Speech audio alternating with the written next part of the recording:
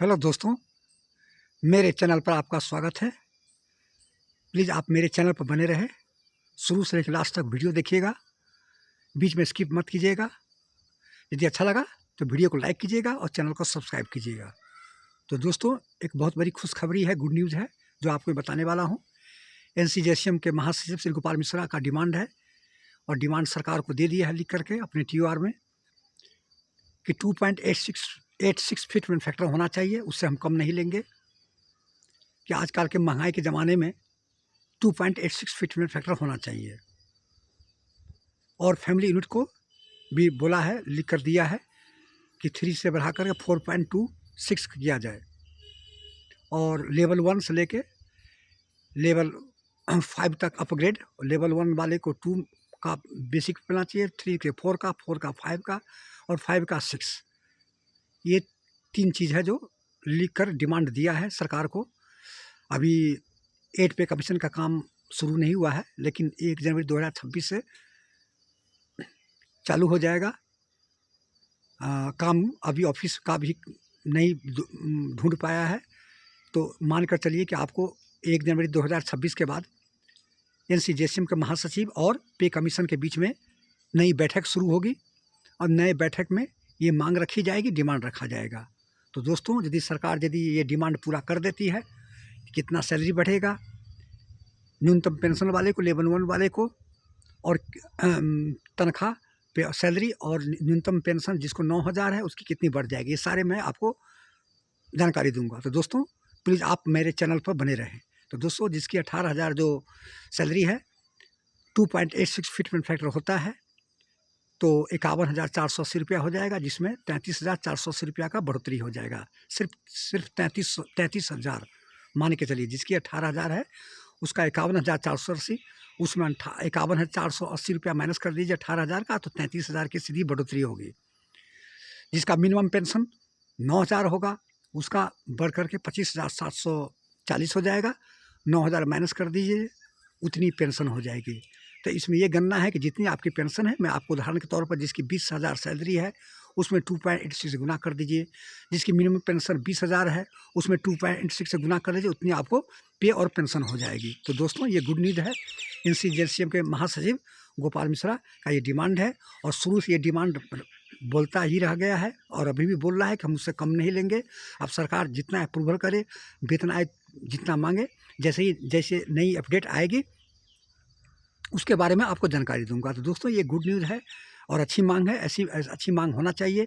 जब तक सरकार से ज़्यादा मांग नहीं करेगी तब तक सरकार देगी नहीं। यदि हो सकता है कि 2.86 नहीं दे। और श्री मनजीत सिंह पटेल का ये डिमांड है, उनका भी डिमांड है कि हमारा जो गणना किया है कि 2.64 हमारा फिटमेंट फैक्टर होगा, क्योंकि अभी 60% है, तो हो सकता है कि 15 महीने में लगभग मान के चलिए कि 70%, 10% की और वृद्धि होगी, तो 70% हो जाएगा। फिर इसके इंक्रीमेंट लगेगा, इंक्रीमेंट पर से फिर 3 इंक्रीमेंट, कम से कम 2 इंक्रीमेंट लगेगा।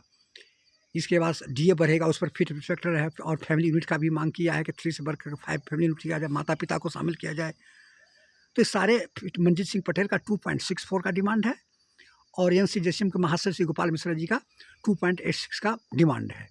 तो दोस्तों, यदि ये डिमांड पूरी हो जाती है और यदि सरकार 8वां वेतन आयोग में अच्छी खासी बम्पर पे में बढ़ोतरी हो सकती है, तो दोस्तों हम सोचे कि क्यों नहीं आपको ये आपके चैनल के माध्यम से हम आपको जानकारी दे दें। तो दोस्तों, प्लीज़ आप लोग सब्सक्राइब करते नहीं हैं, प्लीज़ सब्सक्राइब कीजिए। सब्सक्राइब में पैसा लगता नहीं है, सब्सक्राइब कीजिए ताकि हमारा जो भी हम नई अपडेट की आपको जानकारी देंगे, आपको चैनल के माध्यम से मिलता रहेगा, आप नई जानकारी पाते रहिएगा। तो दोस्तों, ये ऐसा है कि श्री गोपाल मिश्रा जी भी बोले हैं न्यूज़ तक में कि हम 1 जनवरी 2026 से ही लेंगे। यदि 1 जनवरी 2026 अभी इसका कोई कन्फर्म नहीं है, सरकार बिल्कुल लोकसभा राष्ट्र में मना कर दिया है कि ये कैबिनेट तय करेगी, प्रधानमंत्री तय करेगी कि कब ये एरियर दिया जाएगा, कब से 2127 से देगा कि 1 जनवरी 2026 से देगा। लेकिन जितने भी पे कमीशन आ रही है, एक परंपरा चली आ रही है कि सारे वेतन आयोग में हर एक 10 साल के बाद मिलता है और इसकी अवधि आपको आज 26 तारीख हो गया है, 5 दिन के बाद इसका अवधि समाप्त हो रही है। 31 जनवरी तक उसका, इसके बाद नई साल आ जाएगी, तो 1 जनवरी 2026 से ही आपको एरियर मिलेगा। चाहे सरकार अभी दे या ना दे, अभी कन्फ्यूज में सरकार डाल दी है, लेकिन चांस है कि 1 जनवरी 2026 से।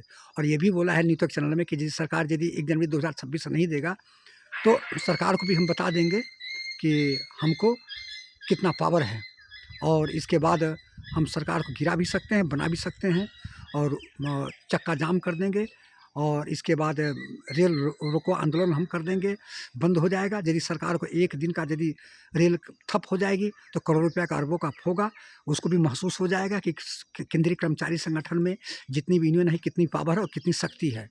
तो दोस्तों, ये बहुत अच्छी मांग है, और अच्छा एक तरह से सरकार को धमकी पत्र और अपने मैसेज भी दिया है कि सरकार को देना ही पड़ेगा 1 जनवरी 2026 से, चाहे टाल मटोल कर रही है सरकार।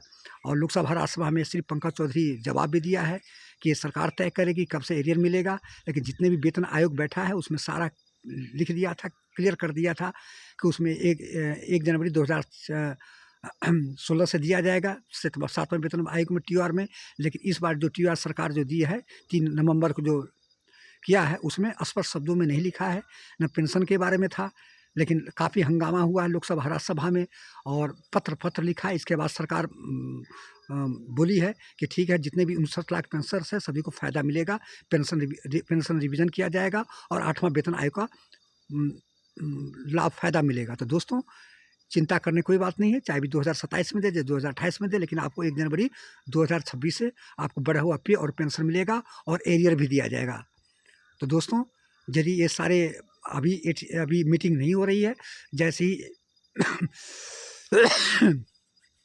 1 जनवरी 2026 के बाद ऑफिस ढूंढा जाएगा, फिर काम चालू होगा, और इसके बाद मीटिंग पर मीटिंग दौर शुरू होगी।